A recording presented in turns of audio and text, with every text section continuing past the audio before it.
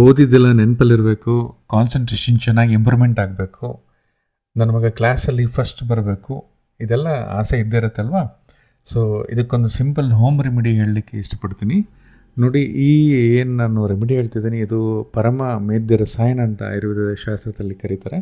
ಇದು ಬ್ರೈನಿಗೆ excellent, it's a very good memory tonic. ಹಾಗೆ ಬರೀ ಮೆಮೊರಿಗಷ್ಟೇ ಅಲ್ಲ, ಆ್ಯಂಗ್ಸೈಟಿನ ಕಡಿಮೆ ಮಾಡುತ್ತೆ. ನಿದ್ದೆ ಯಾರಿಗೆಲ್ಲ ಕಡಿಮೆ ಆಗಿರುತ್ತೆ, ನಿದ್ದೆನೂ ಕೂಡ ಚೆನ್ನಾಗಿ ಬರ್ಸುತ್ತೆ. ದಿನನಿತ್ಯ ನೀವು ಸೇವನೆ ಮಾಡಿಸಿದ್ರೆ ನಿಮ್ಮ ಮಗುವಿನ ಕಾನ್ಸಂಟ್ರೇಷನ್ ಪವರ್ ಇಂಪ್ರೂವ್ಮೆಂಟ್ ಆಗ್ತಾ ಬರುತ್ತೆ. ಹಾಗೆ ಮೆಮೊರಿ ಕೂಡ ಎನ್ಹ್ಯಾನ್ಸ್ ಆಗ್ತಾ ಬರುತ್ತೆ.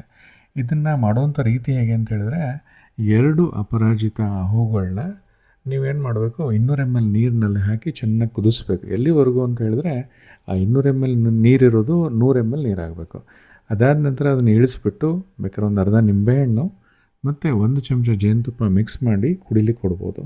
ಇದನ್ನು ಯಾರೆಲ್ಲ ಮಕ್ಕಳು ಇದನ್ನು ಇಷ್ಟಪಡೋದಿಲ್ಲ, ನೀವೇನು ಮಾಡ್ಬೋದು, 2 ಅಪರಾಜಿತ ಪುಷ್ಪನ ಚೆನ್ನಾಗಿ ಅರೆದ್ಬಿಟ್ಟು 1 ಬಾಳೆಹಣ್ಣು ಜೊತೆ ಮಿಕ್ಸ್ ಮಾಡಿ ಒಂದು ಅರ್ಧ ಚಮಚ ಜೇನುತುಪ್ಪ ಮಿಕ್ಸ್ ಮಾಡಿ ಇದನ್ನು ಕೂಡ ಸೇವನೆ ಮಾಡಲಿಕ್ಕೆ ಕೊಡ್ಬೋದು.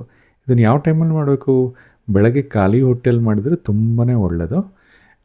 ಯಾರಿಗೆಲ್ಲ ಆ್ಯಂಗ್ಸೈಟಿ ಇದೆ, ನಿದ್ದೆ ಸರಿ ಬರೋಲ್ಲ ಅಂಥವ್ರು ಏನು ಮಾಡ್ಬೋದು, 1 ಲೋಟ ಹಾಲಿಗೆ, ಆಕಳ ಹಾಲಿದ್ರೆ ತುಂಬಾ ಒಳ್ಳೆಯದು, ಈಗೆಲ್ಲ ಸಿಗೋದು ಭಾರಿ ಕಷ್ಟ.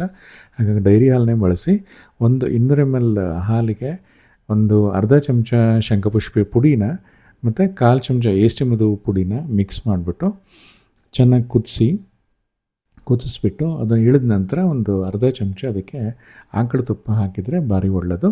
ಇದು anxiety, exam fear, exam phobia ಮತ್ತು ಇನ್ಸೋಮ್ನಿಯಾ ಅಥವಾ ನಿದ್ದೆ ಬರದಿರೋಂಥ ಸಮಸ್ಯೆನೆಲ್ಲ ಇಂಪ್ರೂವ್ಮೆಂಟ್ ಮಾಡ್ತಾ ಬರುತ್ತೆ. ಸೊ ಕಡಿಮೆ ಮಾಡ್ತಾ ಬರುತ್ತೆ. ಸೊ ಇದನ್ನು ಯಾರಿಗೆಲ್ಲ ಶಂಖಪುಷ್ಪಿ ಸಿಗೋದಿಲ್ಲ, ಅಪರಾಜಿತ ಸಿಗೋದಿಲ್ಲ, ಅವರು ಈ ನಂಬರ್ಗೆ ಕಾಂಟ್ಯಾಕ್ಟ್ ಮಾಡಿ ಇದ್ರದ್ದು ಪುಡಿ ಕೂಡ ನಾವು ಕಳಿಸ್ಕೊಡ್ತೀವಿ.